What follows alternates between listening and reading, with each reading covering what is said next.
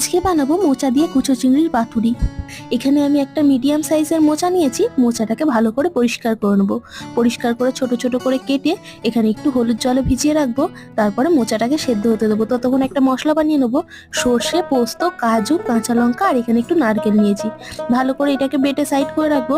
মোচাটা সেদ্ধ হয়ে গেছে, এবার ওতে সর্ষে পোস্তর পেস্টটা, এখানে অল্প কিছু চিংড়ি, নুন, হলুদ, অল্প একটু চিনি আর সর্ষের তেল দিয়ে ভালো করে মাখিয়ে নেবো। এবারে কলা পাতাতে পাতুরি সাজাবার পালা। পাতুরিটা দিয়ে ওপর থেকে একটা কাঁচা লঙ্কা আর একটু সর্ষের তেল দিয়ে ভালো করে মুড়িয়ে বেঁধে নেবো।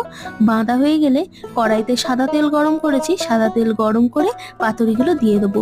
একদম লো টু মিডিয়াম ফ্লেমে ঢাকা দিয়ে উল্টে পাল্টে আমি ভালো করে ভেজে নেবো। চিংড়িটা যেহেতু আমরা কাঁচা ইউজ করছিলাম, তাই একটু সময় ধরে ভাজবেন, না তো চিংড়িটা কিন্তু কাঁচা থাকবে। এইবারে গরম ভাতের সঙ্গে এনজয় করুন মোচা দিয়ে কুচো চিংড়ির পাতুরি। তাহলে একবার বানাবেন, জানাবেন কেমন লাগলো, আর ভালো লাগলে একটা লাইক করে দেবেন, আর নতুন হলে সাবস্ক্রাইব।